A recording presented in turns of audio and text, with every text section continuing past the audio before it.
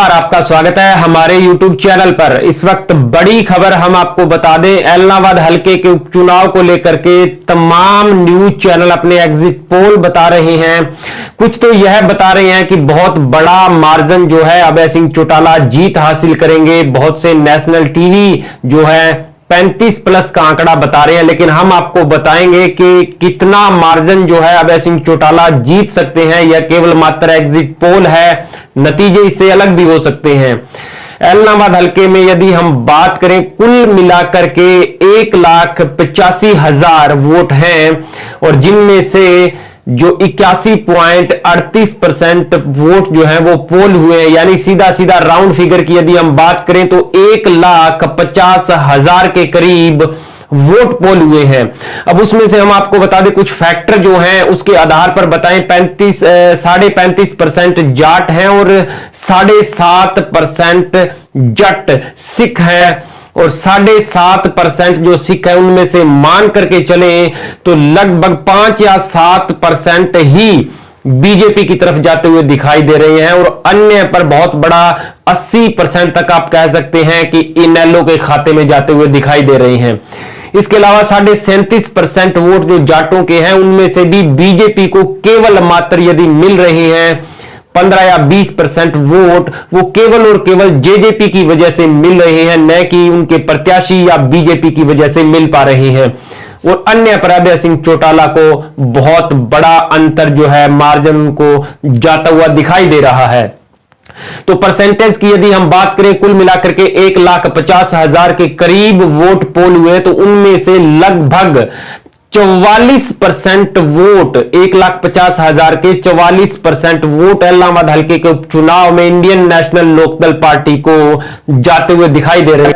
Round figure में 65,000 के करीब वोट जो है अभय सिंह चौटाला इस उपचुनाव में उनको मिलते हुए दिखाई दे रहे हैं, यानी किसान आंदोलन का सीधा सीधा प्रभाव देखने को मिल रहा है। और राकेश टिकैत जिस प्रकार से 27 अक्टूबर को पहुंचे थे उसका प्रभाव भी देखने को मिल रहा है। उसके बाद यदि हम बात करें कांग्रेस पार्टी की, तो कांग्रेस पार्टी को जो है 21.5% वोट शेयर जो मिल रहा है कुल वोटों का, यानी 1.5 लाख वोटों का 21.5% कांग्रेस पार्टी को मिलता हुआ दिखाई दे रहा है। 31,700 के करीब वोट कांग्रेस पार्टी को मिलते हुए इस एलनाबाद हलके के उपचुनाव में देखने को मिल रहे हैं। और तीसरे और दूसरे नंबर की टक्कर बीजेपी और कांग्रेस की थी। 21.5% वोट जो है कांग्रेस पार्टी को मिल रहे हैं। प्रत्याशी के नाम पर भी चर्चा हुई। भरत सिंह बेनीवाल की भी नाराजगी साफ देखने को मिली। पवन बेनीवाल की खुद की छवि के कारण उनके वोट मिले हैं, तो कुछ वोट जो है उनके खराब भी हुए। आम वोटर में उनकी नाराजगी भी दिखी। हम बात करें बीजेपी की प्रत्याशी गोविंद कांडा जो है, बताया जा रहा था बीजेपी के पास खुद का कैंडिडेट नहीं था, बीजेपी जेजेपी का गठबंधन था, ना जेजेपी की तरफ से उम्मीदवार उतारा गया, बल्कि हरियाणा लोकहित पार्टी के गोविंद कांडा को रातों रात बीजेपी का पटका पहना करके बीजेपी ज्वाइन कराई जाती है और उसको सुबह उम्मीदवार घोषित किया जाता है। और इस वजह से कहीं ना कहीं पूरी सरकार, मंत्री, सीएम खुद यहां तक पहुंचे, डिप्टी सीएम पहुंचे, इसके अलावा बड़े मंत्री, तमाम नेता बीजेपी जेजेपी के यहां पर पहुंचे, राजस्थान के बीजेपी के नेता यहां पर पहुंचे, यानी कि तमाम कोशिशें बीजेपी की तरफ से की गई कि इस उपचुनाव को जीत जाएं, वोट परसेंटेज बढ़े। लेकिन हम आपको बता दें 31.5% वोट जो है बीजेपी को मिल रहा है। और राउंड फिगर में वोटिंग की बात करें तो हम 46,500 के करीब वोट बीजेपी को मिल रहे हैं। बीजेपी 46,500 वोट लेकर के दूसरे स्थान पर यहां रह रही है, कांग्रेस पार्टी तीसरे स्थान पर है। जीत की यदि हम बात करें तो अभय सिंह चौटाला 18,500 वोटों से बीजेपी से यह सीट जीत रहे हैं। केवल मात्र हम आपको बता दें संभावित परिणाम है, नतीजे अलग हो सकते हैं।